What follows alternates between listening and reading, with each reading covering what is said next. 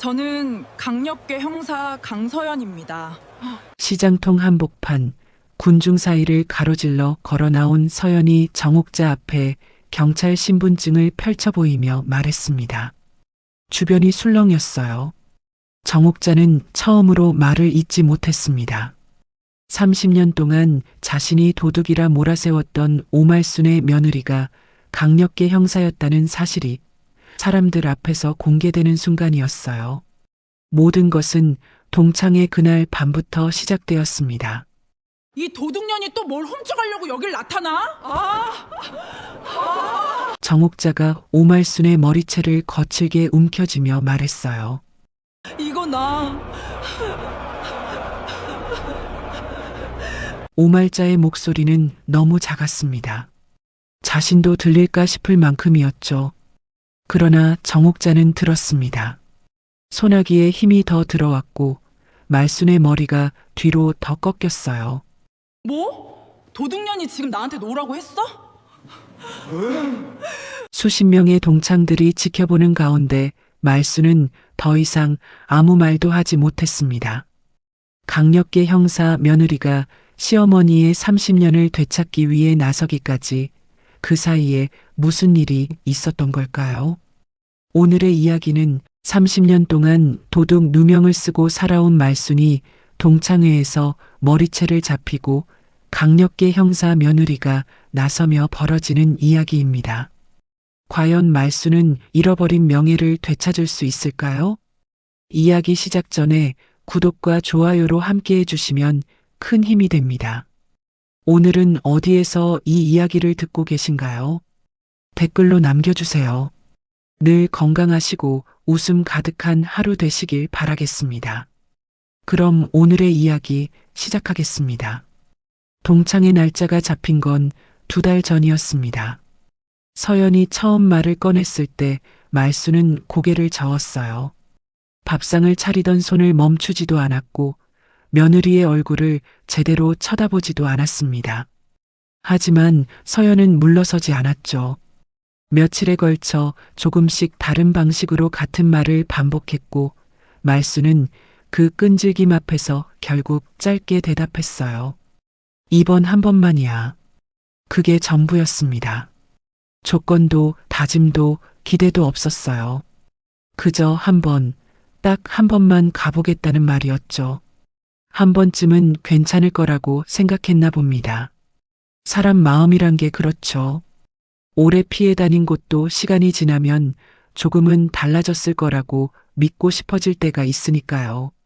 동창회장 입구에 들어서는 순간부터 말순은 자신이 실수를 했다는 걸 알았습니다.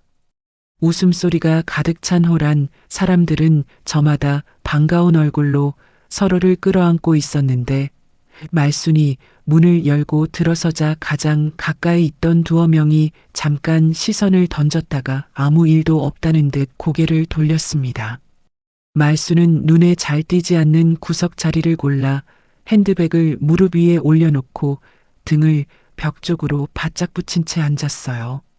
건배사가 시작됐을 때 말순은 잔을 들지 않았습니다. 탁자 위에 손을 올려놓은 채 정면 어딘가를 바라보고 있었는데 그 시선이 어디에 닿아 있는지 자신도 몰랐습니다. 술잔 부딪히는 소리가 홀 안을 가득 채웠고 말순은 그 소리가 자기 쪽으로는 오지 않는다는 것을 조용히 확인했죠. 정옥자가 단상에서 내려온 것은 그때였습니다. 처음에는 그냥 지나가는 줄 알았어요.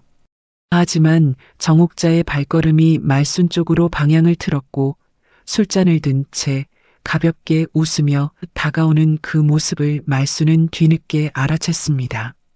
자리에서 일어나야 하나 그냥 앉아 있어야 하나 망설이던 사이 정옥자가 이미 코앞에 와 있었습니다. 어머, 오말순 씨 아니야? 어쩐 일이래? 목소리는 높고 또렷했습니다.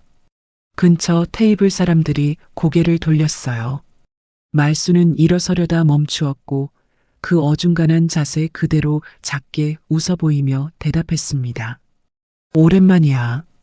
정옥자는 말순을 위아래로 훑었습니다. 시선이 옷깃에서 출발해 구두 끝까지 내려갔다가 다시 올라왔고 그 사이 입가에 걸린 웃음은 바뀌지 않았습니다. 바뀐 건 눈빛이었어요. 그러게 오랜만이네. 근데 이런 자리에 어떻게 나왔어? 여기가 어떤 자리인지는 알고 온 거지? 말수는 대답하지 않았습니다.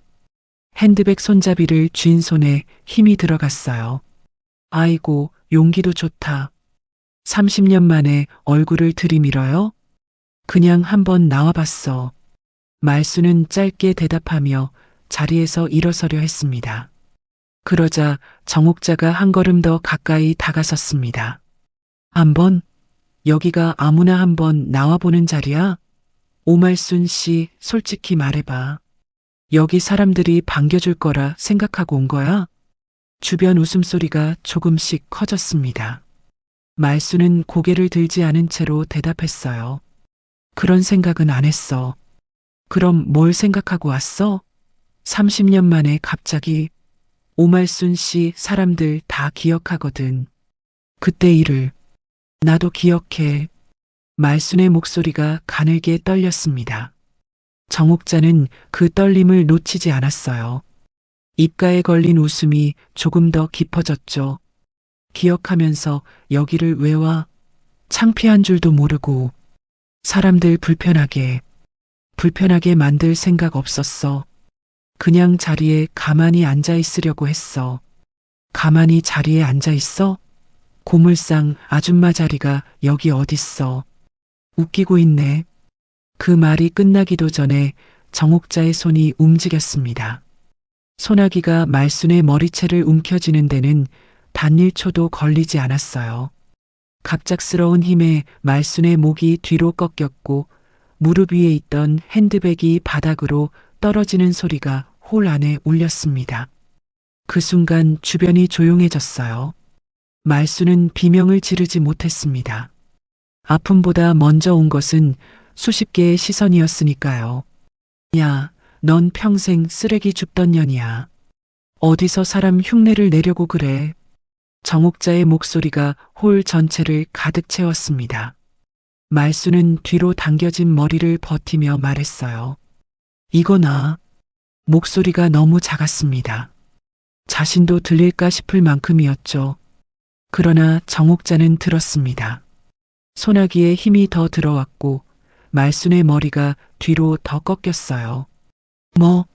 30년 전에 상인의 돈손 뗀 년이 지금 나한테 놓으라고 했어? 주변이 다시 술렁였습니다. 말순은 더 이상 말을 잇지 못했어요. 목 안에서 무언가가 올라오다가 그대로 멈추었습니다. 정옥자의 손이 머리채를 틀어쥔 채로 사람들의 시선이 말순의 등 위로 쏟아졌습니다. 아무도 말리지 않았어요. 가까이 있던 동창들은 고개를 옆으로 돌렸고 일부는 잔을 들어 입가로 가져갔으며 누군가는 작게 혀를 찼습니다. 그 소리가 오히려 더 선명하게 들렸죠. 말수는 입을 닫았습니다.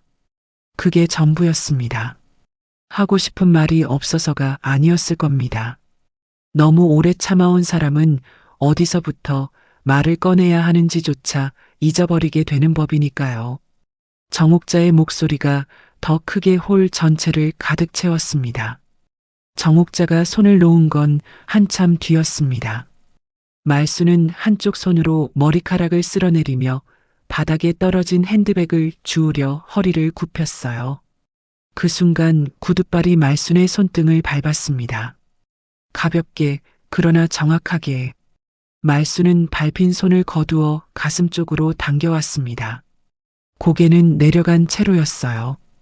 고개를 들면 누군가와 눈이 마주칠 것이고 그러면 안 될 것 같았습니다. 왜인지는 몰랐습니다. 그냥 그런 생각이 들었어요. 들면 안 된다는 것.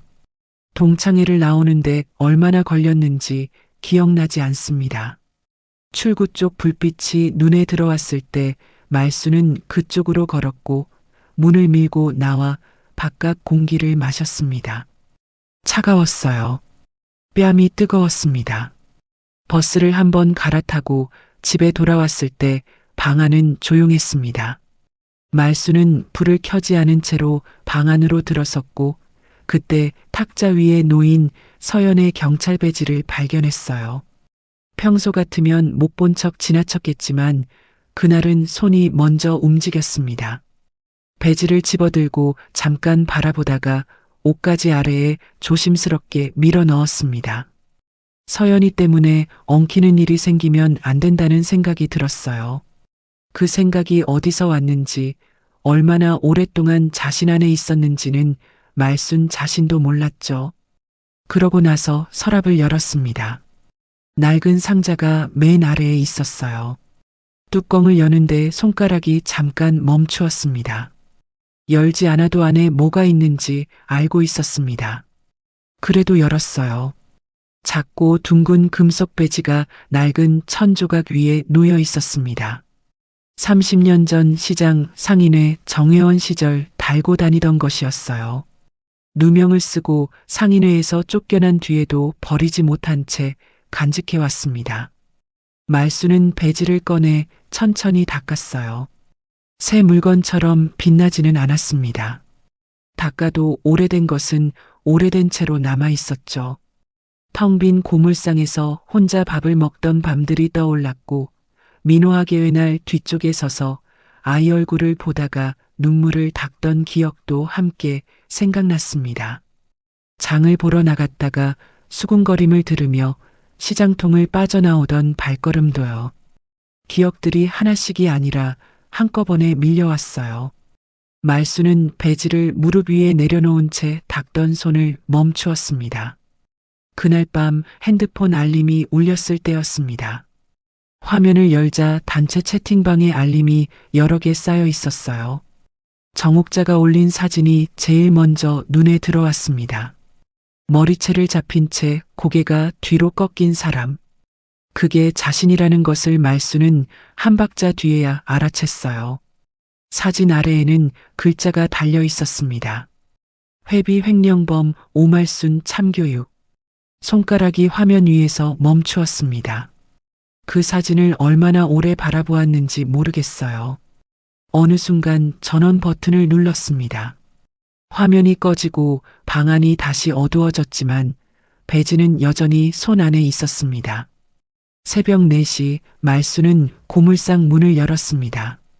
불을 켜지 않은 채 안쪽으로 들어가 오래된 나무 의자를 끌어당겨 앉았어요.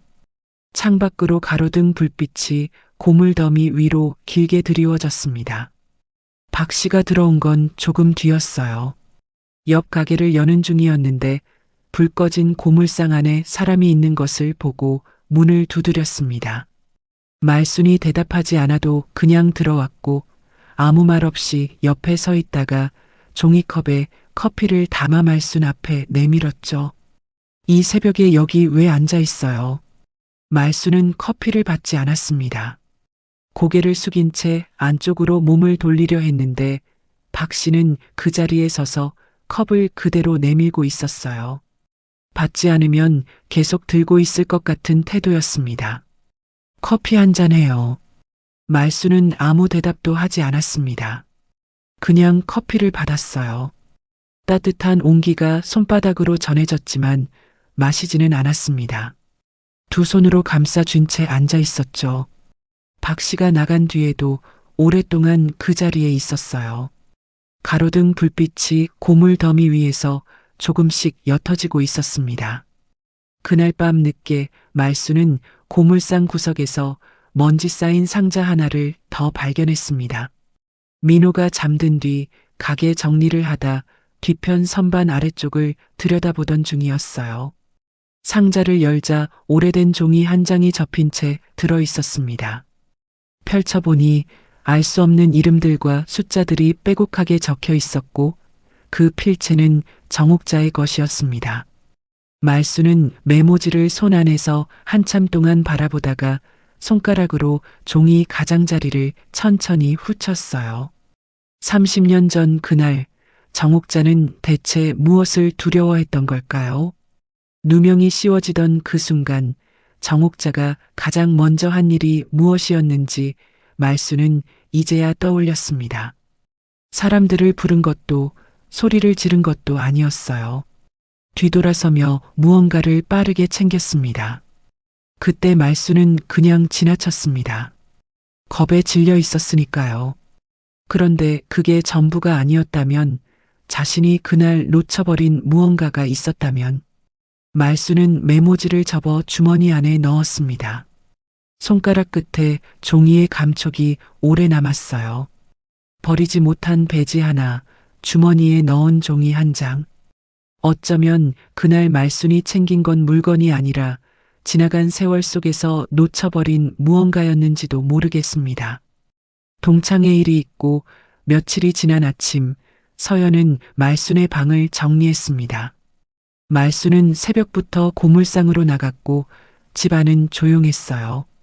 서연은 말순이 허겁지겁 숨겨두었던 경찰 배지를 제자리에 가져다 놓으려고 탁자 옆 서랍을 열었습니다.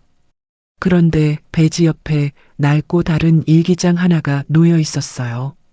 표지가 너무 오래되어 글자가 반쯤 지워진 상태였고 모서리는 손때가 묻어 까맣게 변해 있었습니다. 서연은 일기장을 집어들었다가 잠깐 망설였어요. 펼쳐도 되는 건지 그냥 내려놓아야 하는 건지 알 수 없었습니다. 그러다 첫 장이 저절로 펼쳐졌어요. 손님이 하루 종일 없었다. 저녁에 혼자 밥을 먹었다. 아무도 오지 않는 가게를 지키고 있는데 왜 이렇게 창피한지 모르겠다. 서연은 그 문장을 2번 읽었습니다. 페이지를 넘겼어요. 민호 학예의 날이었다. 선생님이 학부모 자리에 앉으라고 했는데 나는 뒤쪽에 서 있었다. 민호가 무대에 올라갔다. 민호는 나를 보지 못했다. 다행이었다. 그 다음 페이지에는 시장에서 있었던 일이 적혀 있었어요. 사람들이 등 뒤에서 수군거리는 소리를 들었다. 도둑년이라는 말이 들렸다. 뛰지 않았다. 뛰면 인정하는 것 같아서 그냥 걸었다. 최대한 빠르게. 서연은 페이지를 넘기는 손을 멈추었습니다. 일기장을 무릎 위에 내려놓고 한동안 그 자리에 앉아 있었어요. 형사로 일하면서 피해자들의 진술을 수없이 들어왔지만 이건 진술이 아니었습니다. 누군가에게 보여주려고 쓴 글이 아니었어요. 보여줄 사람이 없어서 혼자 적어 내려간 글이었죠. 며느리로서 읽기 시작했는데 어느 순간부터는 다른 눈으로 페이지를 보고 있었습니다. 이 고립이 저절로 생긴 것이 아니라는 생각이 들었어요. 누군가 의도적으로 만들어낸 것이라면 30년이라는 시간 동안 한 사람을 이렇게 깎아낼 수 있었던 것이라면 서연은 손 안에 있던 펜을 바닥에 떨어뜨렸습니다. 방안이 고요해졌어요. 사람이 남긴 글은 이상하죠. 말로는 끝내하지 못한 것들이 오래된 공책 한 권 안에는 그대로 남아있는 법이니까요. 민호가 거실로 들어온 건 그로부터 1시간쯤 뒤였습니다. 서연이 소파에 앉아 일기장을 읽고 있다가 고개를 든 걸 보고 민호는 무슨 책이냐고 물으려다 멈추었어요. 서연의 표정을 보고서였습니다. 민호가 다가와 옆에 앉자 서연은 아무 말 없이 일기장을 건넸어요. 민호는 첫 페이지부터 읽지 않았습니다. 서연이 펼쳐두었던 페이지를 그대로 받아들고 내려다봤어요. 학예의 날 뒤에 서 있었다는 문장에서 시선이 멈추었습니다. 그 페이지를 오래 들여다보다가 천천히 다음 장을 넘겼어요. 시장에서 걸었다는 부분을 읽을 때 손이 조금 떨렸습니다. 민호는 일기장을 덮지 않았어요. 그냥 무릎 위에 올려둔 채로 있었죠. 엄마가 왜 늘 새벽에만 장 보러 갔는지 이제 알겠네. 목소리가 낮았습니다. 서연은 대답하지 않았어요. 나도 알고 싶지 않았던 것 같아. 알면 뭔가 해야 하니까. 근데 아무것도 못했잖아, 나는. 민호는 고개를 숙였습니다. 손으로 얼굴을 감쌌어요. 어깨가 조금씩 흔들렸습니다. 서연은 옆에서 그것을 보았지만 아무 말도 하지 않았어요. 손을 뻗어 민호의 등 쪽에 가만히 올려놓았습니다. 그게 전부였죠. 등에 올린 손은 가벼웠는데 어떤 날은 그런 손 하나가 사람을 붙들어 주기도 했나 봅니다. 김영자가 고물상에 나타난 것은 사흘 뒤였습니다. 말수는 고물상 안쪽에서 고물을 분류하고 있었는데 유리문 너머로 낯선 실루엣이 보였어요. 문이 열렸을 때 말수는 처음에 누군지 알아보지 못했습니다. 30년이라는 시간이 사람을 많이 바꿔놓았으니까요. 그런데 그 목소리는 달랐어요. 말수는 손에 들고 있던 것을 내려놓으며 천천히 고개를 들었습니다. 김영자는 문 앞에 서서 들어오지 못했어요. 말순이 바라보고 있는데도 발이 떨어지지 않는 것 같았습니다. 한참 만에 겨우 안으로 들어섰고 말순 앞 두 걸음쯤에서 멈추었어요. 말순아. 말순은 아무 말도 하지 않았습니다. 그냥 바라보았어요. 나왔어. 와야 할 것 같아서. 동창회 일 있고 나서 더는 못 있겠더라. 이제 와서. 말순의 목소리가 평평했습니다. 화가 실린 것도 아니었고 반가움도 없었어요. 그냥 사실을 말하는 것처럼 들렸습니다. 맞아. 그게 맞는 말이야. 근데 말순아, 그때 내가 한마디만 거들었어도 내 인생이 이렇게 망가지진 않았을 텐데. 지금 와서 그 말을 하러 온 거야. 할 말이 없는 거 알아. 근데 계속 이렇게는 못 있겠어. 못 있겠으면 그건 내 문제야. 나는 30년 동안 살아왔어. 내가 편하자고 지금 여기 온 거 아니야? 김영자의 입이 잠깐 멈추었습니다. 말순이 그렇게 받아칠 거라고 생각하지 못했던 것 같았어요. 한참 만에 다시 입을 열었습니다. 그래. 내 말이 맞아. 나 편하자고 온 거 맞아. 근데 말순아, 그때 정옥자가 내 가방에 뭔가 넣는 걸 내가 봤어. 내 눈으로 똑똑히. 고물상 안이 조용해졌습니다. 말수는 움직이지 않았어요. 봤으면 그때 말했어야지. 겁이 났어. 정옥자가 무서웠고 내 일이 아니라고 생각했어. 그게 변명이 안 되는 거 알아. 30년 전에 내가 말했으면 내가 이렇게 살지 않았을 수도 있어. 말순의 목소리가 처음으로 가늘게 흔들렸습니다. 김영자는 고개를 숙였어요. 핸드백에서 접힌 종이 한 장을 꺼내 말순 앞에 내밀었습니다. 이거 그날 정옥자 손에서 떨어진 거야. 버리지 못하고 30년을 갖고 있었어. 내가 가져야 할 것 같아서. 말순은 종이를 받지 않았습니다. 한참을 바라보다가 천천히 손을 뻗었어요. 접힌 종이를 펼치자 이름들과 숫자들이 빼곡했습니다. 창고 상자에서 나왔던 메모지와 같은 필체였어요. 말수는 그 메모지를 들여다보며 아무 말도 하지 않았습니다. 미안해, 말수나. 말수는 메모지에서 눈을 떼지 않은 채로 가만히 서 있었어요. 화를 낼 수가 없었습니다. 30년이 지났고 지금 와서 화를 낸다고 달라질 것은 없었어요. 그보다 더 깊은 것이 올라왔는데 그게 무엇인지 말순 자신도 설명할 수 없었습니다. 김영자가 나간 뒤에도 말순은 오랫동안 그 자리에 서 있었어요. 그날 저녁 서연은 자기 방 책상에 일기장과 메모지를 나란히 펼쳐놓고 들여다보았습니다. 메모지 속 숫자들이 단순한 낙서라면 이렇게 깔끔하게 정리되지 않았을 거라는 생각이 들었어요. 이름 옆에 금액처럼 보이는 숫자가 붙어 있었고 날짜로 보이는 기록도 있었습니다. 서연은 형사로서 이런 종류의 메모를 본 적이 있었어요. 어떤 흐름을 기록할 때 숨겨야 할 무언가가 있을 때 사람들은 이런 식으로 적어두죠. 서연은 감정을 한쪽으로 밀어두고 서랍에서 수첩을 꺼냈습니다. 공식 수사가 아니었어요. 그럴 단계도 아니었고 그렇게 움직이면 안 된다는 것도 알고 있었습니다. 하지만 이것이 단순한 갈등이 아닐 수 있다는 판단은 이미 서 있었어요. 서연은 수첩에 정옥자라는 이름을 적고 그 아래 동창회비라는 단어를 적었습니다. 그리고 메모지 속 숫자들을 하나씩 옮겨 적기 시작했어요. 정옥자가 고물상 앞에 나타난 것은 그로부터 이틀 뒤였습니다. 말순이 골물상에서 나오다 마주쳤어요. 정옥자는 혼자였고 평소와 달리 주변을 한번 훑고 나서 말순에게 다가왔습니다. 누구 만나고 다녔어? 요즘? 말순은 대답하지 않았어요. 문 손잡이를 쥔 채로 서 있었습니다. 죽고 싶지 않으면 조용히 살아. 그 말하러 왔어. 나는 조용히 살고 있었어. 정옥자의 눈빛이 달라졌습니다. 말순이 받아칠 거라고 생각하지 않았던 것 같았어요. 말 다 했어?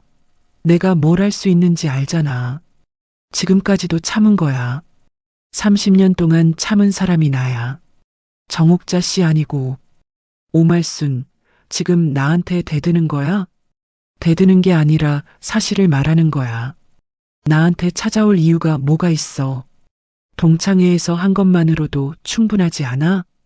정옥자가 말순 쪽으로 한 걸음 다가섰습니다. 그때 고물상 안쪽에서 서연이 나왔어요. 정옥자와 말순 사이로 걸어 나오며 두 사람 사이에 섰습니다. 정옥자의 시선이 서연에게로 옮겨갔어요. 며느리까지 나왔네. 어머니 보호하러 나온 거야? 서연은 아무 말도 하지 않았습니다. 정옥자를 바라보고 있었어요. 말순은 옆에서 서연의 소매를 잡아당겼습니다. 제발 하고 말하지 않아도 그 손이 말하고 있었어요. 서연은 뒤로 반걸음 물러섰습니다.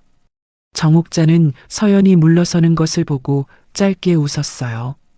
그러고는 왔던 방향으로 돌아서며 천천히 걸어갔습니다. 말순은 그 뒷모습이 골목 모퉁이를 돌아 사라질 때까지 손을 놓지 않았어요. 서연은 말순의 손이 떨리고 있다는 것을 느꼈습니다. 아무 말도 하지 않았어요. 정옥자가 사라진 골목 끝을 바라보다가 눈을 내렸습니다. 머릿속에서 오늘 정옥자가 한 말들이 하나씩 정리되고 있었죠. 그날 밤 말순은 안방에 홀로 앉아 배지와 메모지를 나란히 놓아두었습니다. 30년 전 상인의 배지와 김영자가 건네준 메모지 조각이 좁은 책상 위에 나란히 있었어요. 말순은 그것들을 번갈아 바라보다가 손가락으로 메모지 모서리를 짚었습니다. 정옥자는 왜 그날 이후로도 그치지 않았을까요? 누명 하나로 사람을 몰아낼 수 있었다면 거기서 끝났어야 했습니다. 그런데 30년이 지난 지금까지 이렇게 찾아오는 이유가 단순히 자신을 싫어해서였을까요? 말순은 그 질문을 오래 붙들고 있었어요. 그러다 정옥자가 처음 누명을 씌우던 날을 떠올렸습니다. 그때 정옥자의 눈빛은 분노가 아니었어요. 두려움이었습니다. 그것이 왜 두려움이었는지 말순은 30년 동안 한 번도 생각해 본 적이 없었죠. 옆방에서는 아무 소리도 들리지 않았습니다. 방에 불이 켜져 있었고 그 불빛이 문틈으로 조용히 새어나오고 있었어요. 배지 하나, 메모지 2장, 그리고 꺼내본 일기장까지 흩어져 있던 것들이 조금씩 한자리에 모이고 있었죠. 누군가는 그걸 우연이라고 말할지도 모르겠습니다. 정옥자가 고물상에 찾아온 뒤 며칠이 지났습니다. 점심시간이 막 끝난 오후, 민호는 회사 상무에게 호출을 받았어요. 상무 사무실 문을 열기 전에 민호는 복도에서 잠깐 멈추었습니다. 노크를 2번 했고 들어오라는 말이 떨어지자마자 안으로 들어섰어요. 상무는 서류를 보다가 고개를 들었습니다. 민호에게 앉으라는 말도 없이 펜을 내려놓으며 말을 시작했어요. 이 과장, 며칠 전에 외부에서 연락이 왔어. 이 과장 어머니 관련된 일이라고 하던데. 집안일은 집안에서 정리하는 게 좋겠어. 회사까지 이런 일로 시끄러워지면 우리도 곤란하지 않겠나? 민호는 대답하지 않았습니다. 외부에서 연락이 왔다는 말이 머릿속에서 맴돌았어요. 정옥자였습니다. 다른 사람일 리가 없었어요. 상무님, 저는 회사에서 문제를 일으킨 적이 없습니다. 민호의 목소리가 예상보다 조용하게 나왔습니다. 반박하려고 한 말이었는데 막상 입 밖에 나오자 힘이 없었어요. 문제를 일으킨 게 아니라 문제가 될 수 있는 상황이라는 거야. 위에서도 좋지 않게 보고 있으니까. 민호는 더 말하지 못했습니다. 목까지 올라온 무언가가 그 자리에서 멈추었어요. 상무는 이미 서류로 눈을 내린 상태였습니다. 면담은 그걸로 끝이었어요. 민호는 사무실을 나와 복도를 걸었습니다. 엘리베이터 버튼을 누르고 기다리는 동안 고개를 숙였어요. 아무것도 하지 못했다는 생각이 들었습니다. 민호가 집에 돌아온 건 저녁 8시가 넘어서였어요. 현관문을 여는 순간 부엌 쪽에서 냄새가 났습니다. 말순이 저녁을 차리고 있었어요. 민호가 들어오는 소리를 듣고 고개를 내밀며 웃었습니다. 아무것도 모르는 얼굴이었어요. 민호는 신발을 벗으며 고개를 숙였습니다. 개를 숙이는 사람을 오래 봐온 사람은 알죠. 그 자세가 생각보다 쉽게 몸에 밴다는 걸요. 엄마도 30년 동안 매일 이런 기분이었을까 하는 생각이 들었어요. 맞는 말을 했는데도 아무것도 달라지지 않는 기분. 말했는데도 아무도 듣지 않는 기분. 그 생각이 들자 밥상 앞에 앉는 것이 쉽지 않았습니다. 이틀 뒤 정옥자가 다시 고물상으로 찾아왔습니다. 말순이 고물상 안을 정리하고 있을 때였어요. 문이 열리는 소리가 났고 말순은 누가 왔나 싶어 고개를 들었다가 그 자리에 멈추었습니다. 정옥자는 안으로 완전히 들어서지 않고 입구 쪽에 서서 말순을 바라보며 말했어요. 아들 직장까지 잘리게 만들고 싶지 않으면 조용히 정리하고 떠나. 말순은 손에 들고 있던 걸 내려놓지 않았습니다. 그냥 들고 서 있었어요. 내가 한 말이 빈말이 아닌 거 알 텐데. 이번엔 아들 차례야. 민호한테 왜 손을 대? 손을 댄 게 아니라 사실을 말한 거야. 아들이 회사에서 찍히는 건 내가 문제를 일으켰으니까 당연한 거 아니야? 민호는 아무 잘못 없어. 엄마가 이 꼬라지면 아들도 같이 욕먹는 거야. 세상이 다 그렇게 돌아가잖아. 오말순 씨가 그걸 모를 리 없잖아. 내가 무슨 꼴이야. 내가 뭘 잘못했어. 말순의 목소리가 처음으로 조금 높아졌습니다. 정옥자는 그것을 보고 눈빛이 달라졌어요. 입가에 옅은 웃음이 걸렸습니다. 뭘 잘못했냐고? 30년 전에 동창회 회비에 손 댄 거 벌써 잊었어? 사람들이 다 기억하는데 본인만 모르는 척 하는 거야? 나는 그런 적 없어. 내가 누명 씌운 거잖아. 증거 있어? 증거가 있으면 30년 전에 말했겠지. 말을 못한 건 증거가 없어서잖아. 말수는 입을 다물었습니다. 정옥자가 한 발 더 들어서며 목소리를 낮추었어요. 잘 생각해. 여기서 버티면 아들이 다쳐. 조용히 나가면 내가 더 건드리지 않을게. 그게 더 나은 거 아니야? 말수는 서랍 쪽으로 손을 뻗었습니다. 안에 있는 메모지를 만지작거렸어요. 정옥자의 말이 틀리지 않는다는 생각이 올라왔습니다. 아들이 다치는 것보다 자신이 사라지는 게 낫지 않을까 하는 생각이 떠올라왔어요. 30년 동안 해왔던 것처럼 그냥 피하면 되지 않을까? 그 생각이 올라오는 것이 말수는 싫었습니다. 싫었는데 멈출 수가 없었어요. 몇십 년 동안 같은 길로 피해 다니다 보면 돌아서는 발이 먼저 움직일 때도 있었나 봅니다. 정옥자가 나간 뒤 말수는 한동안 고물상 안에 서 있었습니다. 서랍 속 메모지를 꺼내 들었다가 다시 넣었어요. 결단을 내리지 못한 채로 저녁이 왔습니다. 고물상 불을 끄면서 말수는 정옥자가 서 있던 자리를 한번 바라보았어요. 그러고는 문을 잠갔습니다. 그날 밤 고물상 마당에서 민호가 서연에게 털어놓은 건 상무실 얘기였습니다. 둘이 나란히 마당 계단에 앉아 있었어요. 민호는 한동안 말을 못하다가 낮은 목소리로 시작했습니다. 회사에서 문제 일으킨 적 없다고 했어. 근데 그냥 끝이었어. 서연은 대답하지 않았습니다. 말을 했는데 아무것도 안 바뀌었어. 그게 이상하게 익숙한 느낌이더라고. 엄마가 왜 늘 새벽에만 장 보러 갔는지, 사람들 눈을 왜 그렇게 피해 다녔는지, 상무실 나오면서 처음 알 것 같았어. 민호는 마당 바닥을 보다가 다시 고개를 들었어요. 내가 엄마한테 왜 이렇게 사냐고 했던 적이 있어.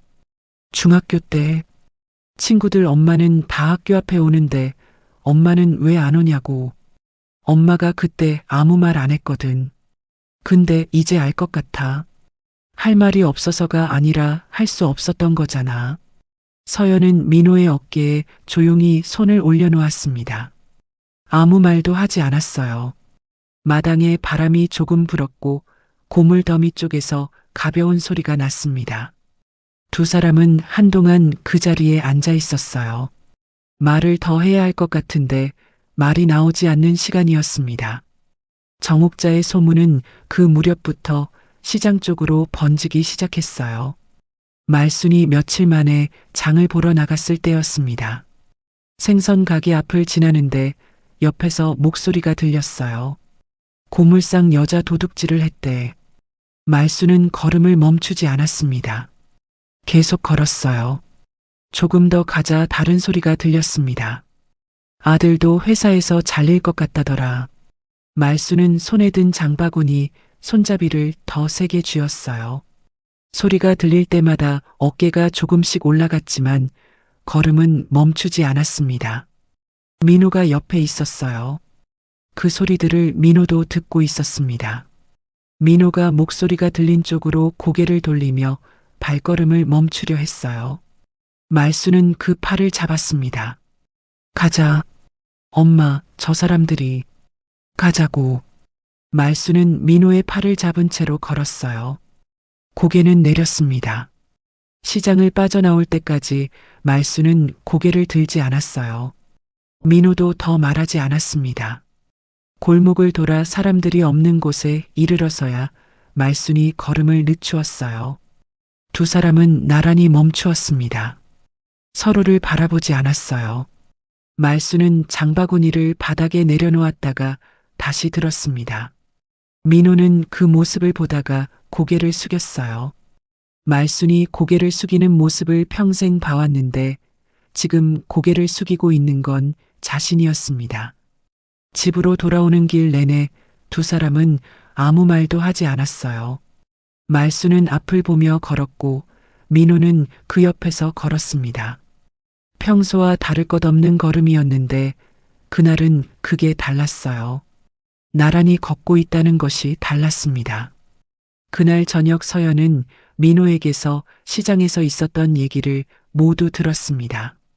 민호가 말을 마치자 서연은 한동안 아무 말도 하지 않았어요. 그러고 나서 방으로 들어갔습니다.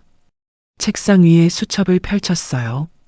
정옥자가 민호의 직장에 압력을 넣었다는 것, 시장 소문이 조직적으로 퍼지고 있다는 것을 수첩 위에 적어 내려갔습니다. 한 사람의 감정에서 나온 일이라면 이렇게 정교하게 움직이지 않는다는 판단이 이미 서 있었어요.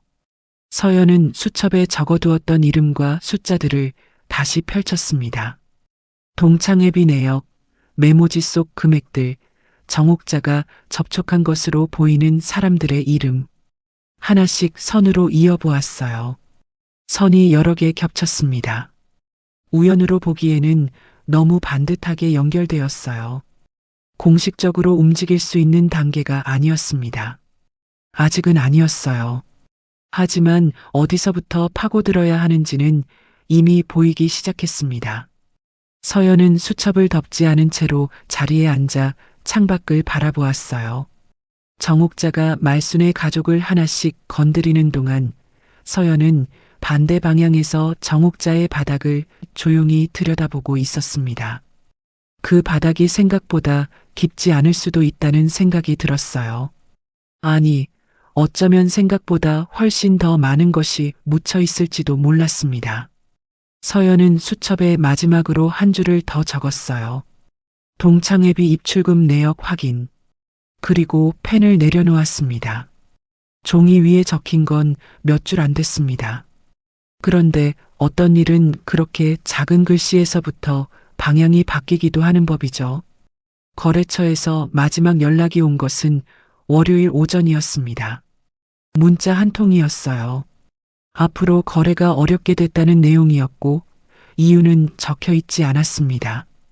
말수는 그 문자를 2번 읽었어요. 그러고는 핸드폰을 탁자 위에 내려놓고 고물상 마당으로 나갔습니다. 지난주에 2곳이 같은 연락을 해왔고 그 전주에도 한 곳이 있었어요. 이번이 4번째였습니다. 며칠째 고물 한 점 들어오지 않은 마당은 텅 비어 있었어요. 평소라면 이 시간에 차량 2~3대는 들어왔을 텐데 들어오는 차는 없었습니다. 말수는 마당 한가운데 서서 그 빈 공간을 한동안 바라보다가 고물상 안으로 다시 들어갔어요. 책상 위에는 고지서들이 쌓여 있었습니다. 단전 예고장이 제일 위에 있었어요. 그 아래에 월세 독촉장도 있었습니다. 말수는 그것들을 한 장씩 확인하다가 서랍을 열어 안에 넣었어요. 보이지 않으면 당장은 없는 것 같은 기분이었습니다. 그런 생각이 드는 자신이 싫었지만 그렇게 하지 않으면 그 자리에 서 있을 수가 없었어요. 쌀통을 확인한 건 저녁 무렵이었습니다. 바닥이 보였어요. 말수는 뚜껑을 닫고 부엌에서 물을 한 컵 따라 마셨습니다. 찬물이었어요. 배가 고프지 않은 척하는 것도 며칠째였습니다. 그날 밤 민호가 고물상에 들렀을 때 말수는 선반을 닫고 있었어요.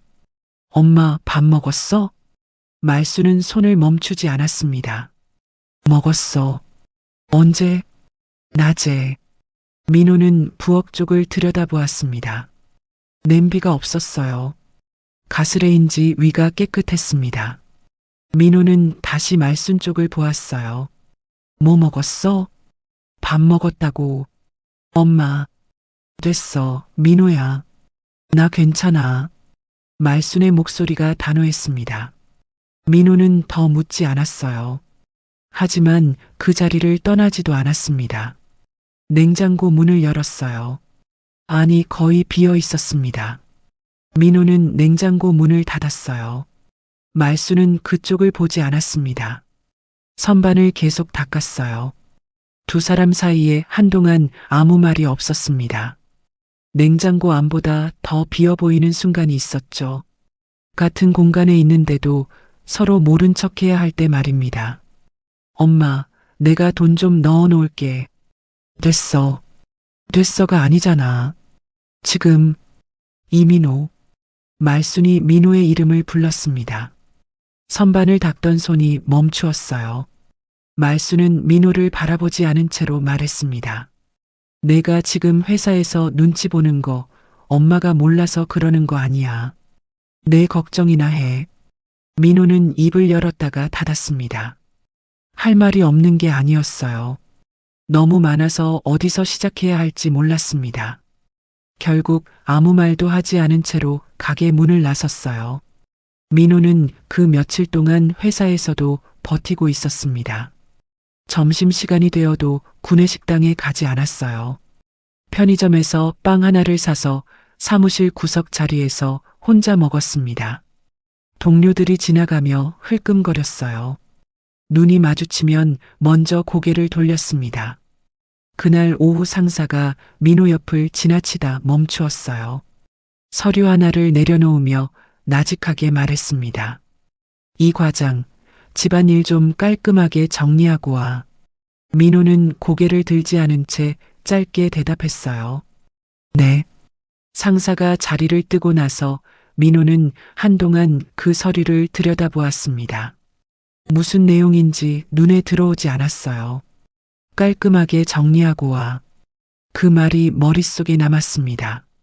정리해야 할 것이 무엇인지, 어떻게 정리해야 하는 것인지, 그 어떤 것도 명확하지 않은데 그냥 그렇게 말하는 것이었어요. 민호는 엄마가 30년 동안 이런 말들을 들으며 살았을 거라는 생각이 들었습니다. 이유도 없이 고개를 숙이게 만드는 말들. 말순의 몸이 무너진 것은 아무도 없는 오전이었어요. 어지럼증은 사흘 전부터 있었습니다. 아침에 일어날 때마다 머리가 빙빙 돌았어요. 괜찮아진다 싶으면 다시 왔습니다. 말순은 민호에게 말하지 않았어요. 말하면 민호가 걱정할 것이고 민호가 걱정하면 또 다른 무언가가 생길 것 같았습니다. 그냥 버티면 된다고 생각했어요. 고물 상자를 옮기다가 현기증이 왔습니다. 처음에는 잠깐 멈추면 괜찮을 것 같았어요. 그래서 멈추었습니다. 그런데 괜찮아지지 않았어요. 눈앞이 하얘지는 것을 느끼며 말순은 선반을 잡으려 손을 뻗었습니다. 손이 닿기 전에 몸이 먼저 내려갔어요. 버티는 것도 오래 하면 습관이 되는데 몸은 가끔 먼저 한계를 알려주기도 하는 법이죠. 무릎이 바닥에 닿았고 그 다음은 옆으로 쓰러졌습니다. 굴러떨어진 빈 고물 상자 하나가 말순의 손 옆에서 멈추었어요. 말순은 상자를 잡으려 손가락을 움직였습니다. 조금 움직였다가 멈추었어요. 동네에서 소문이 돌기 시작한 것은 그날 오후였습니다. 말순이 쓰러졌다는 얘기가 시장 쪽으로 퍼졌어요. 그런데 소문이 도는 방식이 이상했습니다. 걱정하는 목소리가 아니었어요. 생선 가게 앞에서, 슈퍼 계산대 앞에서 사람들은 고개를 맞대고 나직하게 말했습니다. 팔자가 사납다. 도둑년의 말로가 저렇다. 정옥자가 몇몇 사람들을 불러 모아 이야기를 했다는 것을 서연은 나중에 알게 되었어요. 다 죄 지은 죄대로 벌 받는 것이라고 했다는 말도 들었습니다. 민호와 서연이 고물상에 도착한 것은 점심이 막 지난 시간이었어요. 서연이 먼저 말순을 발견했습니다. 고물상 안으로 들어서다가 바닥에 쓰러진 말순을 보고 뛰어갔어요. 말순은 의식이 있었지만 혼자 일어나지 못했습니다. 민호가 말순의 등을 받쳐들며 이름을 불렀어요. 말순은 눈을 뜨고 민호를 바라보았습니다. 괜찮다고 말하려 했는데 말이 나오지 않았어요. 민호와 서연은 말순을 부축해 차에 타고 응급실로 향했습니다.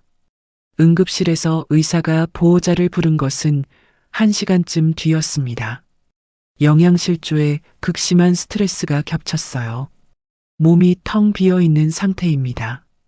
며칠째 제대로 드시지 못한 것 같은데 이 상태가 더 이어졌으면 위험할 수 있었어요.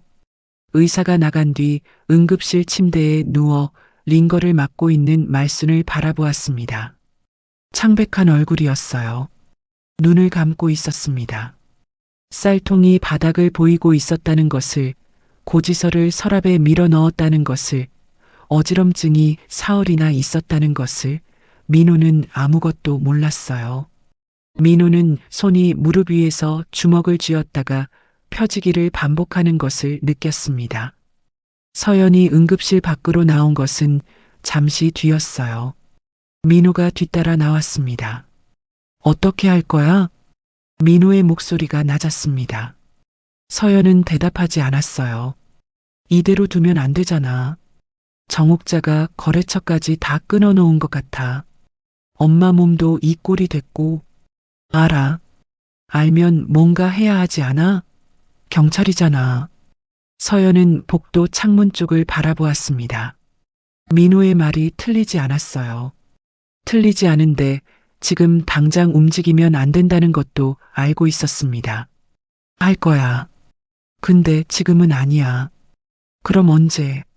준비가 되면. 지금 섣불리 건드렸다가 증거 날리면 더 못 잡아. 민호는 입을 다물었습니다.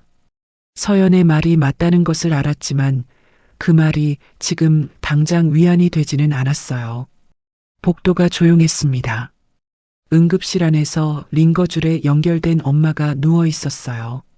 민호는 다시 응급실 안으로 들어갔습니다. 서연은 복도에 혼자 남았어요. 수첩을 꺼냈습니다. 정옥자의 영업방해, 허위 소문 유포, 민호 직장 압박. 거래처 계약 파기 유도. 하나씩 적어 내려갔어요. 적는 동안 손이 멈추지 않았습니다. 개인 감정에서 나온 것이라면 이렇게 동시에, 이렇게 정확하게 움직일 수 없었어요. 더 이상 개인 차원에서 들여다보는 것으로는 안 된다는 판단이 섰습니다. 서연은 수첩에 마지막으로 한 줄을 더 적었어요. 그리고 응급실 문을 열고 안으로 들어갔습니다. 수첩에는 몇 줄 적혔을 뿐이었습니다. 그런데 어떤 일은 그 몇 줄에서부터 달라지기 시작했나 봅니다. 응급실에서 돌아온 뒤 이틀이 지났습니다. 말수는 방에 누워 있었어요. 잠들지 못했습니다. 천장을 바라보았어요. 무섭지 않았습니다. 아프지도 않았어요. 그냥 아무것도 느껴지지 않았습니다. 링거를 맞던 응급실 천장과 지금 바라보는 이 천장이 다르지 않게 느껴졌어요. 흰 천장이었습니다. 아무것도 없는 흰 천장이었어요. 30년을 버텨왔는데 몸이 먼저 포기했다는 사실이 분하지도 않았습니다. 그냥 멍했어요. 민호가 방문을 열었습니다. 조심스러운 소리였어요. 말순이 깨어있는 것을 확인하고 들어오려다가 멈추었습니다. 한참을 그 자리에 서 있다가 조용히 문을 닫았어요. 발소리가 멀어졌습니다. 조금 뒤 서연이 들어왔어요. 아무 말 없이 탁자 위에 물컵을 내려놓았습니다. 말수는 그 소리를 들었지만 고개를 돌리지 않았어요. 서연도 아무 말하지 않고 나갔습니다. 방 안이 다시 조용해졌어요. 말수는 천장을 바라보다가 손을 들어 얼굴 위로 올렸습니다. 손등을 들여다보았어요. 고무를 나르고 정리하던 손이었습니다. 배지를 닦던 손이었어요. 30년 동안 고개를 숙이며 살아왔던 손이었습니다. 왜 이렇게까지 살아왔는지 그 질문이 처음으로 천장 위에 걸렸어요. 싸워야 한다는 생각도 도망가야 한다는 생각도 없었습니다. 그냥 텅 비어 있었어요. 그 공허함 속에서 한 가지 사실만 남았습니다. 오래 붙들고 있던 것을 놓고 나면 울음보다 먼저 오는 게 있죠. 이상할 만큼 조용한 시간이었습니다. 더 이상 잃을 것이 없다는 것, 두려워할 것이 없어진 사람만이 가질 수 있는 고요함이 그 안에서 천천히, 아주 천천히 피어오르기 시작했어요. 건물주가 고물상에 찾아온 것은 그 이틀 뒤였습니다. 말순이 고물상 문을 열고 있을 때였어요. 건물주는 인사도 없이 들어서며 말했습니다. 이번 달까지만 써요. 동네 평판이 너무 나빠졌어. 주변 상인들 민원도 계속 들어오고. 말순은 문 손잡이를 쥔 채로 서 있었어요. 건물주는 말순의 대답을 기다리지 않았습니다. 이미 결정된 일이라는 태도였어요. 사정이 있는 거 알지만 나도 어쩔 수 없어요. 이번 달 안에 정리해 주세요. 민호가 뒤에서 뛰어나왔습니다. 건물주 앞에 서며 말했어요. 잠깐만요. 저희 어머니가 무슨 잘못을 했습니까? 소문은 소문일 뿐이고. 아드님 미안하지만 어쩔 수 없어요. 건물주는 더 듣지 않고 돌아섰습니다. 민호는 그 뒷모습을 보다가 고개를 숙였어요. 말수는 민호의 그 모습을 바라보았습니다. 아들이 고개를 숙이는 것을 보는 것이 이렇게 아픈 일인지 30년 동안 자신이 고개를 숙일 때마다 민호의 눈에는 어떻게 보였을지 그 생각이 들었어요. 말수는 시선을 내렸습니다. 그날 오후 정옥자가 고물상 마당으로 들어섰습니다. 말수는 마당 한쪽에서 고물을 정리하고 있었어요. 정옥자는 주변을 한번 훑고 나서 말순 쪽으로 걸어왔습니다. 오는 내내 입가에 웃음이 걸려 있었어요. 마당 한가운데 멈추더니 말순의 옷깃을 내려다보았습니다. 말순의 옷깃에 달린 낡은 배지가 눈에 들어온 것이었어요. 아직도 이런 걸 달고 다녀? 30년이 지났는데.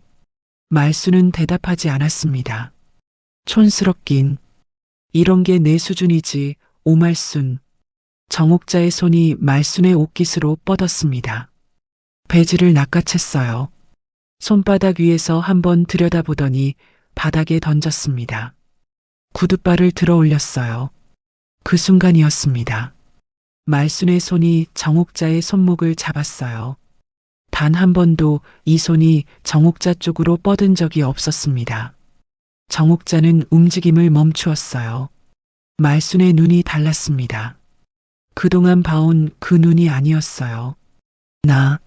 못 나. 말순의 목소리가 낮았습니다. 떨리지 않았어요.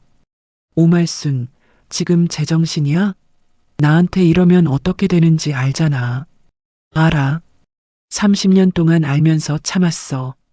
참은 게 지금 아들 직장 날리게 생긴 거잖아. 고물상도 빼야 하고. 이게 다 내가 버텨서 생긴 일이야. 말수는 손목을 놓지 않았습니다. 정옥자의 말이 맞는 부분이 있었어요. 맞는 부분이 있다는 것을 알면서도 그 말이 더 이상 자신을 꺾지 못한다는 것을 말수는 느끼고 있었습니다. 내가 버텨서 생긴 게 아니야. 내가 만든 거야. 증거 있어? 증거도 없으면서 그날 내 손에서 뭔가 떨어졌어. 30년 전에. 나는 그게 뭔지 이제 알아. 정옥자의 눈빛이 처음으로 흔들렸습니다. 30년 동안 내려다보던 사람이 처음으로 멈춰서는 순간도 있는 법이더군요. 입가의 웃음이 사라졌어요. 말수는 그 흔들림을 보았습니다. 단 한 번도 보지 못했던 정옥자의 흔들림이었어요. 무슨 소리야?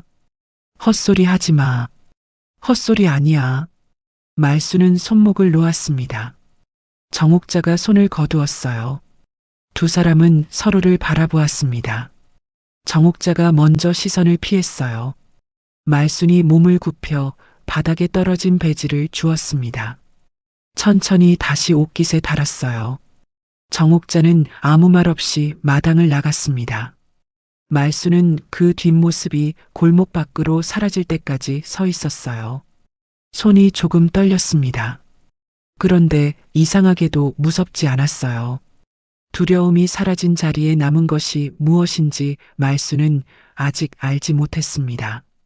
다만 30년 동안 자신을 짓누르던 무언가가 조금 가벼워진 것 같다는 느낌이 들었어요. 그날 밤 말수는 민호와 서연을 안방에 앉혔습니다. 먼저 말을 꺼낸 것은 말순이었어요. 한동안 세 사람 모두 아무 말도 하지 않다가 말순이 천천히 입을 열었습니다. 내가 틀렸어. 민호가 고개를 들었어요. 서연은 말순을 바라보았습니다. 30년 동안 참으면 가족이 안전할 거라고 생각했어. 근데 아니더라. 내가 고개를 숙일수록 더 밟혔어.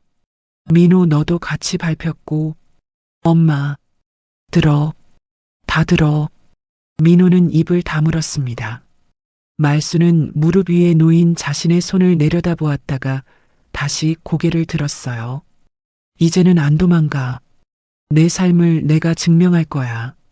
늦었어도 해야 해. 방 안이 조용해졌습니다. 민호는 눈을 내렸다가 다시 들었어요. 엄마의 얼굴이 달라 보였습니다. 아픈 사람의 얼굴이 아니었어요. 오랫동안 무언가를 내려놓은 사람의 얼굴이었습니다. 민호는 그 얼굴을 보면서 자신이 엄마에게 왜 이렇게 사냐고 물었던 날이 떠올랐어요. 그때 엄마는 아무 말도 하지 않았습니다. 이제 알 것 같았어요. 할 말이 없어서가 아니라 말해봐야 아무것도 달라지지 않는다는 것을 알았기 때문이었습니다. 그런데 지금 엄마가 말을 하고 있었어요. 달라질 수 있다는 것을 믿기 시작한 것이었습니다. 민호는 눈이 뜨거워지는 것을 느꼈지만 고개를 숙이지 않았어요. 서연이 조용히 고개를 끄덕였습니다. 그러고는 처음으로 입을 열었어요. 어머니, 저도 이제 움직이겠습니다. 말순이 서연을 바라보았어요. 형사로서요. 지금까지 개인적으로 들여다보고 있었는데 이제는 공식적으로 나설 준비가 됐습니다. 말순은 한동안 서연을 바라보다가 고개를 끄덕였습니다. 크게 끄덕인 것이 아니었어요. 아주 작게, 그러나 분명하게. 민호는 그 모습을 보다가 처음으로 길게 숨을 내쉬었습니다. 세 사람이 나란히 앉아 있는 방 안에는 오랫동안 아무 말도 없었어요. 말이 없어도 충분한 시간이었습니다. 오히려 말이 없어야만 느낄 수 있는 무게가 그 방 안에 조용히 내려앉아 있었어요. 밤이 깊어지자 말수는 혼자 안방에 남아배지를 꺼냈어요. 오늘 정옥자의 구둣발 아래 깔릴 뻔했던 것이었습니다. 엄지손가락으로 천천히 닦았어요. 닦아도 오래된 것은 오래된 채로 남아 있었습니다. 그런데 그게 이상하게도 나쁘지 않았어요. 오래된 것이 오래된 채로 있다는 것이 그게 사라지지 않았다는 뜻이었으니까요. 말수는 배지를 탁자 위에 내려놓았습니다. 상자에 넣지 않았어요. 그냥 탁자 위에 두었습니다. 불을 끄고 누웠을 때도 배지는 어둠 속에서 탁자 위에 그대로 있었어요. 말수는 눈을 감았습니다. 오랜만에 처음으로 잠이 왔어요. 상자에 넣어두지 않은 건 배지 하나였는데 그날은 마음속에서도 무언가가 제자리를 찾았나 봅니다. 그날 이후 말수는 새벽부터 고물상 문을 열었습니다. 평소보다 1시간 일찍이었어요. 고물상 안으로 들어서며 형광등 스위치를 올렸는데 불이 들어오지 않았습니다. 몇 달째 나가 있던 전등이었어요. 말수는 창고에서 사다리를 꺼내 마당에 세웠습니다. 올라가는데 2번 망설였어요. 무릎이 좋지 않았으니까요. 그래도 올라갔습니다. 전등을 교체하고 내려와서 스위치를 올리자 고물상이 밝아졌어요. 말수는 그 빛 아래 서서 잠깐 고물상 안을 바라보았습니다. 먼지가 쌓인 간판이 눈에 들어왔어요. 걸레를 꺼내 닦기 시작했습니다. 간판을 다 닦고 나서는 마당으로 나왔어요. 쓰러진 화분을 바로 세웠습니다. 한쪽이 깨져 있었는데 그래도 세웠어요. 마당 한쪽에 쌓여있던 골판지 상자들을 정리하고 빗자루를 들고 구석부터 쓸기 시작했습니다. 마당 전체를 쓰는데 1시간 가까이 걸렸어요.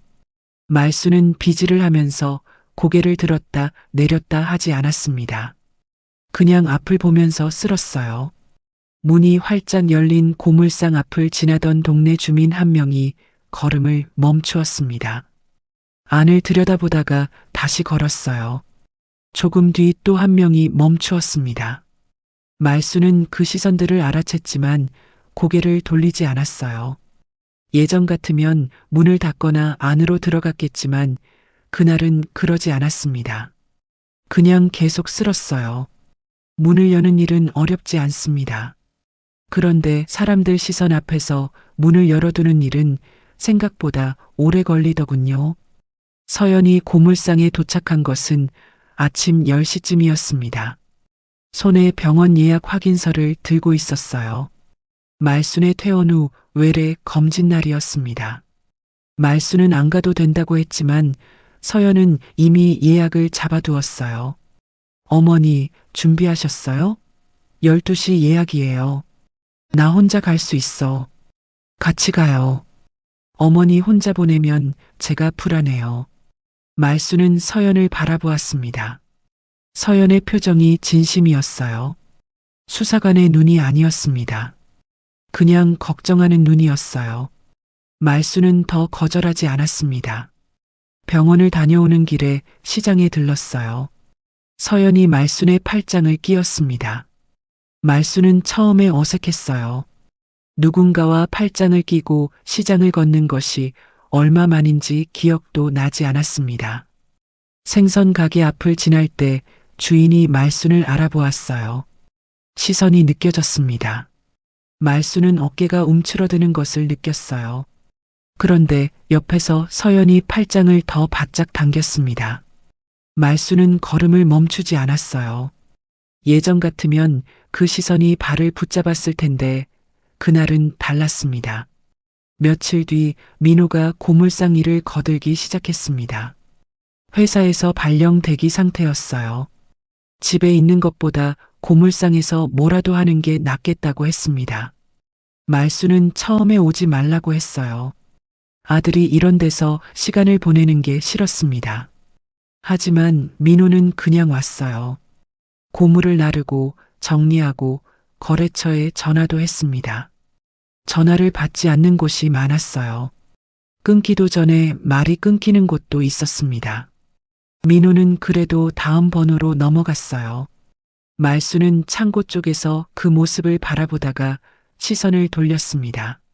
아들이 고개를 숙이지 않고 전화를 하고 있었어요. 그게 말순의 가슴에 무언가를 건드렸습니다.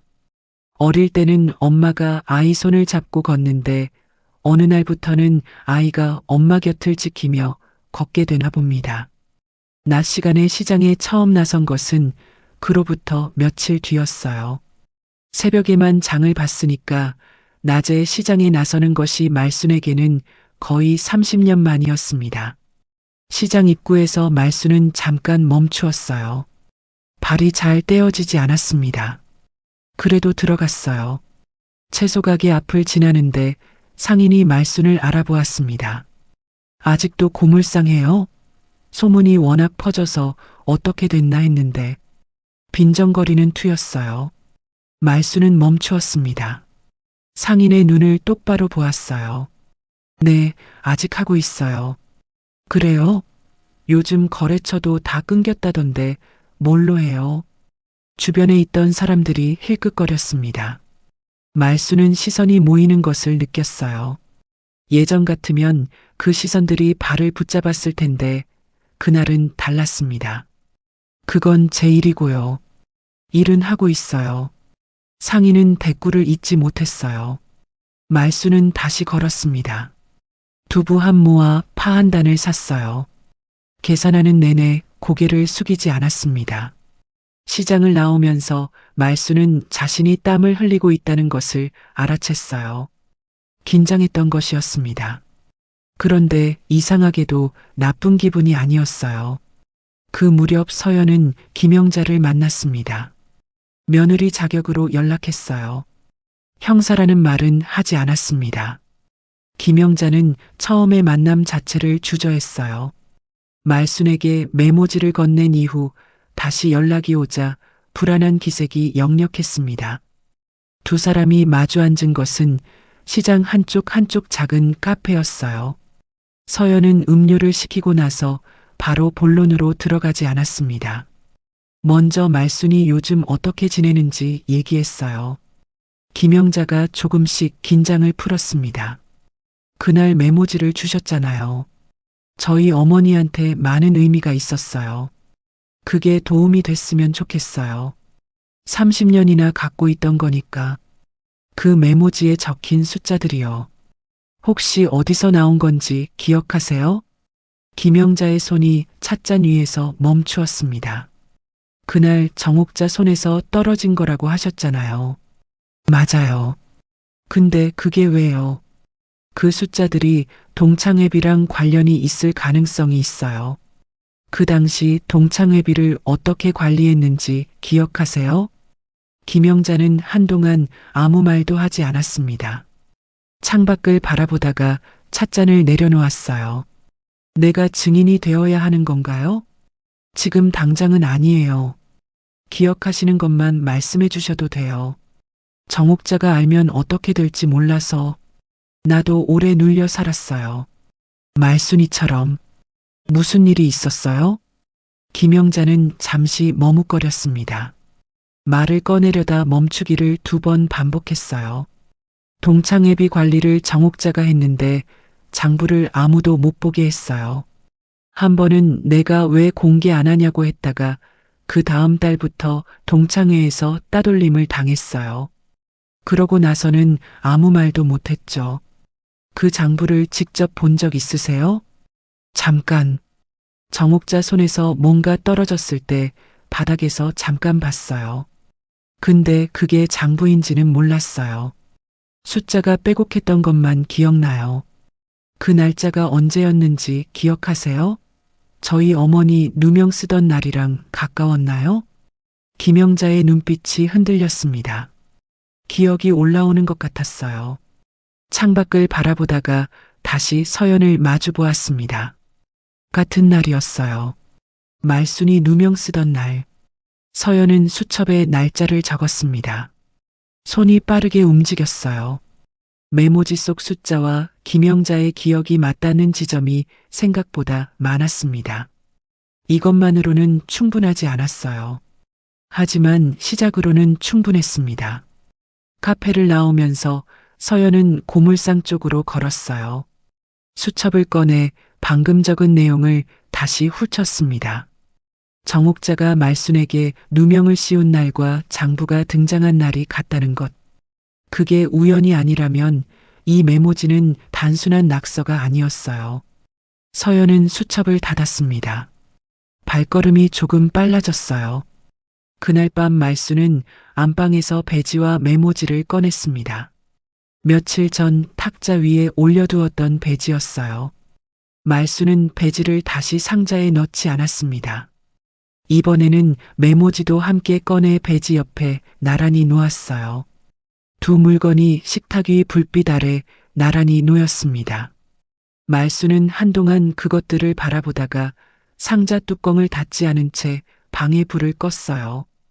어둠 속에서도 배지와 메모지는 식탁 위에 그대로 있었습니다.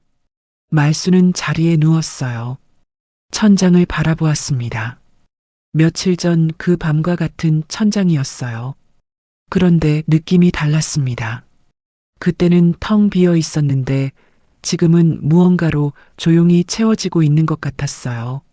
상자 밖으로 나온 건 배지 하나였는데 그날은 오래 묵혀두었던 시간도 함께 밖으로 나온 것 같았습니다. 다음 날 오전 10시가 조금 넘었을 때 김영자가 고물상 문을 열고 들어왔습니다. 말순은 안쪽에서 고물을 분류하고 있었어요. 발소리를 듣고 고개를 들었다가 멈추었습니다. 김영자는 고물상 입구에서 잠깐 망설이다가 안으로 들어섰어요. 민호와 서연이 뒤쪽에 있었습니다. 김영자는 민호와 서연을 보고 한 발 멈추었다가 다시 걸었어요. 말순 앞 두 걸음쯤에서 섰습니다. 말순아. 말순은 아무 말도 하지 않았어요. 그냥 바라보았습니다. 나 할 말이 있어. 30년 동안 못한 말. 말순의 손이 작업대 위에서 멈추었습니다. 김영자의 눈이 흔들렸어요. 숨을 한번 크게 들이켰다가 내쉬었습니다. 그날 정옥자가 내 가방에 몰래 지갑을 넣는 거 내가 봤어. 내 눈으로 똑똑히. 말순은 움직이지 않았습니다. 김영자는 계속했어요. 겁이 나서 아무 말도 못했어. 정옥자가 무서웠고 나한테도 불똥 튈까봐. 그 죄책감에 30년을 살았다. 미안하다 말순아. 김영자의 목소리가 끝까지 버텼습니다. 말순은 그 말을 들으며 작업대 모서리를 손으로 짚었어요. 짚지 않으면 그 자리에 서 있기가 힘들 것 같았습니다. 30년 전 그날 자신이 억울하다고 말했을 때 아무도 믿어주지 않았습니다. 지금 김영자가 하는 말이 그 말이었어요. 아무도 해주지 않았던 말. 말순은 한동안 아무 말도 하지 못했습니다. 그러다 김영자의 손을 바라보았어요. 손이 떨리고 있었습니다. 말순은 그 손을 잡았어요. 꽉 잡은 것은 아니었습니다. 그냥 닿았어요. 그것으로 충분했습니다. 민호는 뒤에서 그 모습을 보다가 눈을 내렸어요. 서연은 수첩을 열었습니다. 이제 움직일 수 있었어요. 30년 만에 나온 말 한마디였는데 그 말이 멈춰있던 사람들 발까지 움직이게 했나 봅니다. 김영자의 고백이 마을에 퍼지는 데는 며칠이 걸리지 않았습니다. 그 며칠 동안 고물상 문 앞에 사람들이 찾아왔어요. 동창도 있었고 시장 상인도 있었습니다. 그들은 하나같이 혼자 왔고 조용히 왔어요. 큰 소리로 사과하러 온 사람은 없었습니다. 그냥 말순 앞에 서서 한마디씩 했어요. 말순아, 미안하다. 그때 우리가 겁이 났어.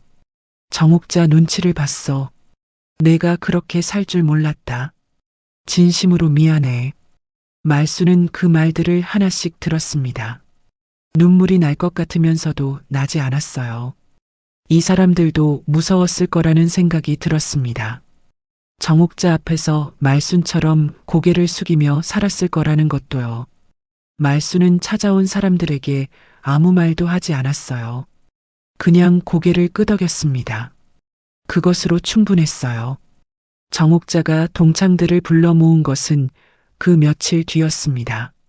장소는 시장통 한쪽 공터였어요. 정옥자는 여전히 목소리가 컸습니다. 사람들 앞에 서서 팔짱을 끼고 말했어요. 오말순이 억울하다고 난리를 치고 다니는데 다들 왜 거기에 흔들리는 거야?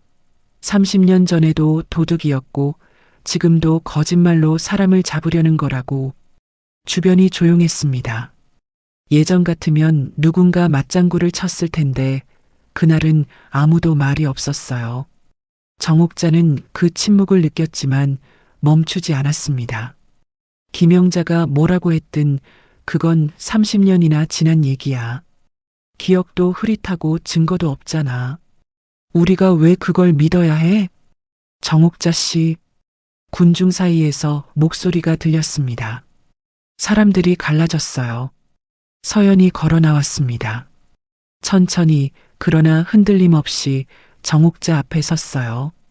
서연은 재킷 안쪽에서 신분증을 꺼내 정옥자와 주변 사람들이 모두 볼 수 있도록 천천히 펼쳐 보였습니다. 저는 강력계 형사 강서연입니다. 정옥자 씨, 동창회비 횡령 및 허위사실 유포, 업무방해 혐의로 조사를 받으셔야 합니다. 그 순간 수사팀 2명이 시장통으로 들어섰습니다. 주민들 사이에서 술렁임이 번졌어요. 정옥자는 신분증을 보다가 서연의 얼굴로 시선을 옮겼습니다. 30년 동안 자신이 도둑이라 몰아세웠던 오말순의 며느리가 강력계 형사였다는 사실이 자신을 지켜보는 사람들 앞에서 드러나는 순간이었어요. 이게 무슨 짓이야? 내가 무슨 혐의가 있다고. 동창회비 횡령 및 허위사실 유포입니다. 횡령? 웃기고 있네. 나는 동창회비 한 푼도 손댄 적 없어. 증거 있어? 증거가 있으면 가져와봐. 장부와 관련 계좌 내역은 이미 확보되어 있습니다. 정옥자의 눈빛이 처음으로 흔들렸습니다. 하지만 목소리는 더 높아졌어요. 장부? 어디서 난 장부야? 그거 조작된 거 아니야? 오말순이 꾸민 거잖아. 경찰 며느리 믿고 사람을 모함하는 거라고. 주변에서 웅성거림이 일었습니다. 정옥자는 그 웅성거림을 자신에게 유리한 반응으로 읽은 것 같았어요. 군중을 향해 목소리를 높였습니다. 다들 봐요. 오말순이 경찰 며느리 뒤에 숨어서 30년 전 일을 들고 나온 거라고. 이게 말이 돼요? 정옥자 씨, 지금 하시는 말씀이 명예훼손으로 추가될 수 있습니다. 정옥자가 서연을 바라보았습니다. 서연은 표정이 없었어요. 흔들리지 않았습니다. 저희 어머니가 30년 동안 도둑 누명을 쓰고 살아온 것, 그 배경에 정옥자 씨가 있다는 증언이 복수로 확보되어 있습니다. 김영자 씨 외에도 당시 현장에 있던 분들이 진술했어요. 정옥자의 입이 멈추었습니다. 주변을 둘러보았어요. 자신의 편에 서줄 사람을 찾는 것 같았습니다. 하지만 아무도 나서지 않았어요. 30년 동안 자신의 말 한마디에 움직이던 사람들이 그날은 조용히 뒤로 물러서 있었습니다. 정옥자는 처음으로 군중 앞에서 혼자 서 있었어요. 체면이 무너지는 것을 사람들이 보고 있었습니다. 늘 남을 세워놓고 보던 사람이 있었죠. 그런데 세월이란 게 가끔 자리를 바꿔놓을 때가 있나 봅니다. 정옥자가 무너지는 것을 사람들이 보고 있었어요. 서연은 수사팀 쪽으로 짧게 고개를 끄덕였습니다. 정옥자는 뒷걸음질을 치다가 결국 수사팀에 이끌려 시장통을 빠져나갔습니다. 사람들은 그 모습을 말없이 바라보았어요. 며칠 뒤 말순이 다시 시장에 나왔을 때 분위기가 달랐습니다. 생선 가게 앞 아주머니가 먼저 인사를 했어요. 두부 가게 주인이 어머, 오늘도 오셨어요? 라고 물었습니다. 말순은 그 말에 어색하게 웃었어요. 자연스럽게 인사를 받는 것이 아직 익숙하지 않았습니다. 그런데 이상하게도 그 어색함이 싫지 않았어요. 한 상인이 말순의 장바구니를 잠깐 들어주었습니다. 짧은 일이었어요. 그런데 말순은 그 순간을 오래 기억할 것 같았습니다. 민호와 서연은 시장 입구 쪽에서 멀찍이 말순을 바라보고 있었어요. 말순이 상인들과 짧게 대화를 나누는 것을 보다가 민호가 서연의 팔을 툭 건드렸습니다. 서연은 고개를 끄덕였어요. 두 사람은 아무 말도 하지 않았습니다. 그냥 바라보았어요. 노을이 지는 저녁, 박 씨가 고물상에 들렀습니다. 손에 종이컵 2개가 들려 있었어요. 말순 앞에 하나를 내밀었습니다. 말순은 받았어요. 박 씨는 옆에 서서 시장 골목 쪽을 바라보다가 나직이 말했습니다. 이제 고개 펴고 마음 편히 살아. 당신 잘못 아니잖아. 한참 전에 처음 들었던 말이었어요. 그때 말순은 고개를 숙이고 안으로 숨었습니다. 그 말을 받아들일 수가 없었어요. 지금은 달랐습니다. 말순은 종이컵을 두 손으로 감싸 쥐고 노을이 내려앉은 시장 골목을 바라보았어요. 아이들 웃음소리가 들렸습니다. 고물상 안에서 민호와 서연의 대화가 희미하게 새어나왔어요. 말순은 그 소리들을 들으며 커피를 한 모금 마셨습니다. 따뜻했어요. 30년 동안 자신을 짓누르던 것들이 어느새 지나간 계절처럼 멀어져 있었습니다. 말순은 고개를 들었어요. 노을빛이 정면으로 들어왔습니다. 그녀는 고개를 숙이지 않았어요. 고개를 드는 데는 잠깐이었지만 그 자리에 오기까지는 참 오랜 시간이 걸렸나 봅니다. 정옥자는 동창회비 횡령과 허위사실 유포 혐의로 수사를 받았습니다. 30년 동안 말순을 짓밟아온 것들이 하나씩 기록으로 남았어요. 동창회장 자리는 내려놓아야 했고 마을에서 정옥자의 이름은 더 이상 힘을 갖지 못했습니다.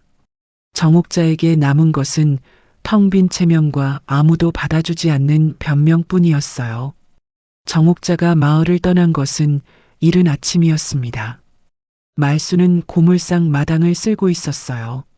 빗자루가 바닥을 긁는 소리가 조용한 골목에 퍼졌습니다. 그때 마을 어귀 쪽으로 짐을 실은 차 한 대가 천천히 지나갔어요. 말순은 그 차를 잠깐 바라보았습니다. 누군지 알아볼 수 있었어요. 차가 골목 끝으로 사라질 때까지 말순은 빗자루를 든 채로 서 있었습니다. 그러고는 다시 쓸기 시작했어요. 특별한 감정이 올라오지 않았습니다. 오래 두려워했던 일이 끝나면 기쁜 것보다 먼저 허전함이 오는 날도 있나 봅니다. 그냥 차가 지나갔고 자신은 마당을 쓸고 있었어요. 그것이 전부였습니다. 30년 동안 그 이름이 만들어낸 공포가 이렇게 조용히 끝난다는 것이 말순은 오히려 낯설게 느껴졌어요. 빗자루가 구석의 먼지를 밀어냈습니다. 마당이 깨끗해졌어요. 서연이 고물상에 온 것은 그날 오후였습니다. 민호가 먼저 와 있었어요. 세 사람이 좁은 마당에 모였습니다. 서연은 말순 앞에 서서 잠깐 말을 고르는 것 같았어요. 민호가 서연의 옆에 바짝 붙어 섰습니다. 어머니, 드릴 말씀이 있어요. 말순은 두 사람을 번갈아 바라보았어요. 서연의 표정이 긴장되어 있었습니다. 민호는 귀 뒤를 극적이고 있었어요. 저 임신했어요. 말순은 처음에 그 말을 제대로 듣지 못했습니다. 서연이 다시 말했어요. 임신했어요, 어머니. 2달 됐어요. 말순의 손이 앞치마 위에서 멈추었습니다. 서연의 배를 바라보다가 서연의 얼굴을 바라보았어요. 믿기지 않는 것처럼 고개를 조금 기울였습니다. 그러고는 천천히 손을 뻗어 서연의 손을 잡았어요. 두 손으로 감쌌습니다. 한동안 아무 말도 하지 않았어요. 그러다 말순이 먼저 입을 열었습니다. 몸은 괜찮아? 네, 어머니. 입덧이 좀 있긴 한데 괜찮아요. 입덧이 있어? 뭐가 먹히고 뭐가 안 먹혀? 서연이 웃었습니다. 긴장했던 얼굴이 풀렸어요. 신 거 먹고 싶어요. 요즘 계속. 그래. 내가 매실 담가둔 거 있어. 가져다 줄게. 민호가 옆에서 헛기침을 했어요. 말수는 고개를 들어 아들을 바라보았습니다. 민호가 멋쩍게 웃었어요. 말수는 처음에는 웃지 않았습니다. 그러다 작게 웃었어요. 30년 동안 그 웃음이 얼마나 무거웠는지 그날은 그냥 가벼웠습니다.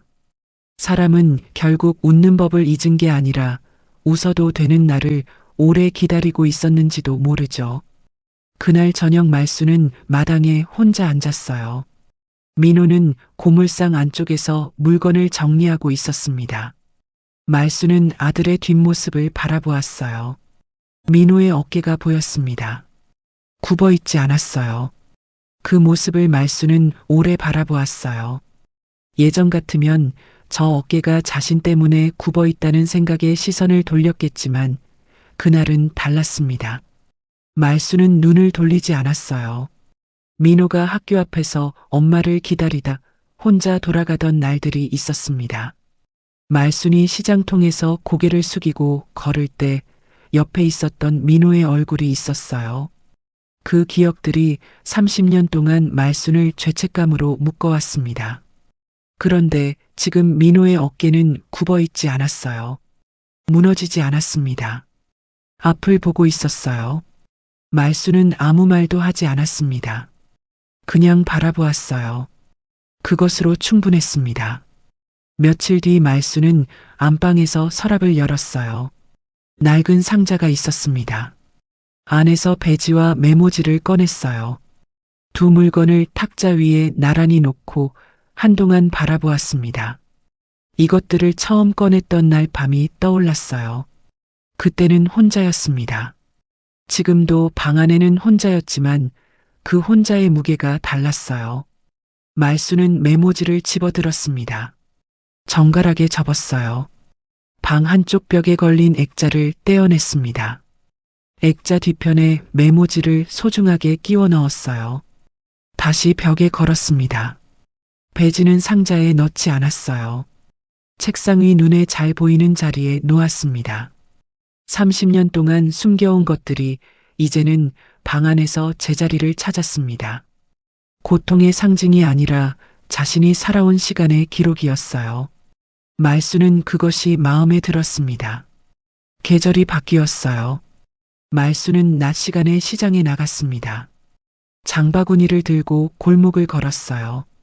시장은 평소와 다름없이 소란스럽고 활기찼습니다. 채소 가게 앞을 지나는데 아주머니가 먼저 인사를 건넸어요. 어머, 오늘도 나오셨어요? 오이 싱싱한 거 들어왔는데 좀 가져가요. 말수는 멈추었습니다. 예전 같으면 고개를 숙이고 빠르게 지나쳤겠지만 그날은 멈추었어요. 얼마예요? 그냥 가져가요. 요즘 잘 지내시는 것 같아서 다행이에요. 아니에요. 그냥 받을 수 없어요. 얼마예요? 아주머니가 잠깐 말순을 바라보다가 웃었어요. 그럼 500원만 주세요. 요즘 어떻게 지내셨어요? 한동안 힘드셨다고 들었는데 이제 좀 나아졌어요. 다행이다. 앞으로는 자주 나오세요. 여기 사람들 이제 다 알아요. 억울하셨던 거. 말수는 오이를 받아들었습니다. 뭐라고 대답해야 할지 몰랐어요. 그냥 고개를 끄덕였습니다. 그것으로 충분했어요. 두부가게 앞을 지날 때도 인사를 받았습니다. 생선 가게에서도 아는 척을 해왔어요. 말수는 그 인사들을 하나씩 받으며 시장을 걸었습니다. 어색함이 없어진 것은 아니었어요. 다만 그 어색함이 더 이상 고통스럽지 않았습니다. 예전에는 시선이 느껴지면 빨리 지나가야 한다는 생각이 먼저 왔어요. 그날은 걸음을 늦추었습니다. 시장을 나올 때 민호와 서연이 입구 쪽에서 기다리고 있었어요. 말순이 나오는 것을 보고 민호가 장바구니를 받아들었습니다. 세 사람은 나란히 골목을 걸었어요. 아무 말도 하지 않았습니다. 나란히 걷는 것으로 충분했어요. 세 사람이 나란히 걸었어요. 특별한 것은 없었습니다. 그런데 살아보면 알게 됩니다. 별일 없는 하루가 가장 늦게 찾아오는 선물일 때도 있다는 거리요. 제가 준비한 오늘의 이야기는 여기까지였습니다. 오늘의 이야기는 어떠셨나요? 말순은 30년 동안 자신을 따라다닌 누명을 끝내 벗어냈고 잃어버렸던 명예를 되찾았습니다. 그리고 더 이상 숨지 않겠다는 선택으로 자신의 삶을 다시 되찾기 시작했습니다. 이 이야기를 들으며 가장 오래 남는 것은 정옥자의 몰락보다도 말순의 변화였습니다. 사람은 누군가를 이겨서 달라지는 것이 아니라 더 이상 스스로를 포기하지 않겠다고 마음먹는 순간부터 달라지는지도 모르겠습니다. 미국의 작가 마야 안젤로는 용기는 모든 덕목을 가능하게 하는 가장 중요한 덕목이다 라고 말했습니다. 말순이 되찾은 것도 어쩌면 명예보다 먼저 용기였는지 모르겠습니다. 그래서 이 이야기는 누명을 벗은 이야기이면서도 한 사람이 다시 고개를 들게 된 이야기처럼 느껴집니다. 특히 마지막에 시장을 걸으며 사람들의 인사를 받던 장면이 오래 남습니다. 오랫동안 피하던 시선을 자연스럽게 받아들이는 모습이 말순의 변화를 가장 잘 보여주는 것 같았습니다. 여러분이라면 말순처럼 다시 고개를 들 수 있었을까요? 그 순간 여러분은 어떤 선택을 하셨을지 생각해 보게 됩니다. 오늘의 이야기가 작은 위로가 되었으면 좋겠습니다. 때로는 늦게 찾아온 진실도 충분한 의미가 있을지 모르겠습니다. 구독과 좋아요로 동행극장의 이야기를 계속 함께 해주세요. 오늘도 끝까지 함께 해주셔서 감사합니다. 동행극장이었습니다.